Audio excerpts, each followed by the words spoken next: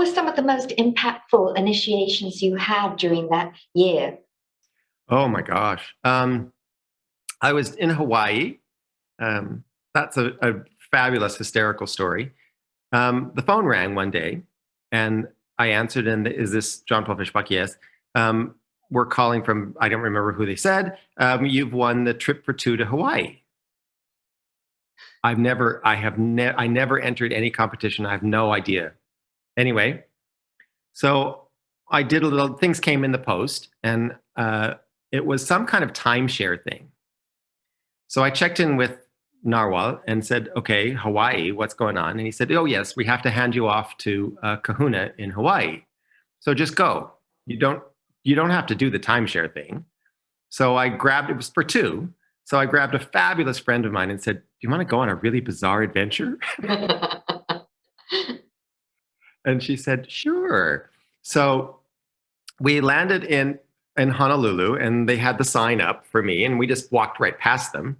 I knew that I had to get to the island of Kauai, and all I saw was a parking lot. So the instructions were drive north on the island of Kauai until you get to this parking lot. And I thought, but Kauai is quite small, and there is only one north-south highway. So little did I know. So we're driving north, and I see it. I said, oh, this is it. This is the Felicity. This is the highway. This is it. This is the parking lot. So we pull in, and she said, well, what are we supposed to do? And I said, I have no idea. So we're kind of talking, and we're looking at a couple of brochures about the island of Kauai. So our heads are like down looking at this thing, trying to see what we want to do. And there's a guy knocks on the window. So I roll down the window, and he says, yo, son, you're late. Late? And then his huge, big smile and that beautiful Hawaiian spirit of just joy, joviality and laughter. And he said, oh, I'm kidding. You're fine. You're perfectly on time. So he leans his head in the car, and he says to my friend Felicity, I'll have him back in 4 days. So we went through all of the Kahuna teaching. So he had a group of young men that he was initiating. So he threw me in with that bunch. And there's an experience where they take you out on what's called a heiau. So it's a bunch of lava stones that make like a pier out into the ocean.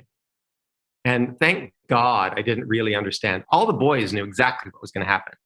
And no one told me, and thank you that no one told me. They take you out to the end of this, and then they fling you into the ocean. And either you pass and the ocean returns you to the shore, or the ocean takes you. Oh. So they fling me in the ocean, and I'm not a good swimmer. I can swim, but I'm not a great swimmer. And I'm tumbling, and these waves are crashing, and I'm being, pounded down to the bottom of the ocean floor. And I just am thinking, this might not end well.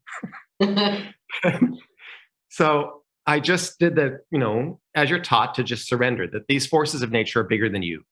Yes. So if you keep your little solid form, you're going to get hurt. But if you expand and you move out of your little baby solid human delicate form, and you just expand yourself, then you're at one with nature, and everything will work out. So luckily I did what I was trained to do. So I did this whole expand thing. And then this wave came, pushed me up, and pushed me to shore with my head above the water, and spat me out onto the beach. So that was one of the more horrific initiation experiences.